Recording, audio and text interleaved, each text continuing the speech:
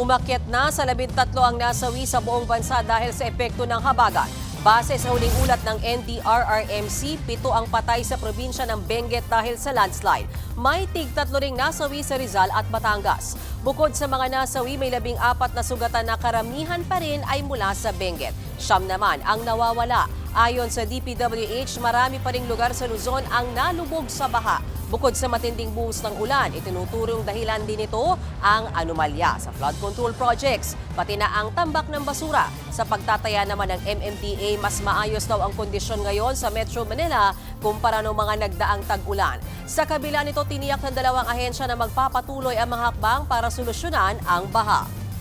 Dun sa mga areas na inaayos na natin, merong mga improvements. Pero syempre, technically, kakaumpisa pa lang natin dito eh. No? I mean, we started maybe 6-7 months ago dito sa mga interventions natin. Pero dun sa mga inayos natin, nakakakita na tayo ng improvement, which I think is just a testament to what the President wants to happen. Na kailangan ayusin na yung pag-implement ng mga project once and for all. Pero nag-uumpisa pa lang tayo eh. So, importante nga kailangan tuloy-tuloy tayo, huwag tayong titigil. Natuwa po siya, pero at the same time, pinag-utos niya po na paigtingin pa yung mga ginagawang interventions na yan para po nga mas maging effective.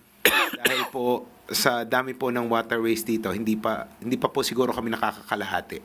Simula nang nagsimula kami last year. Kung follow po kayo ng aming social media pages, makikita nyo po yan, na araw-araw po dinideploy namin yan sa mga critical areas na naglilinis po ng drainage.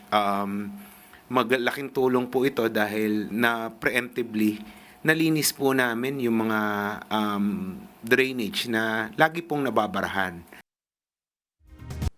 Mga kapatid, Mean Los Baños po, huwag magpahuli sa mga balita at impormasyong dapat ninyong malaman.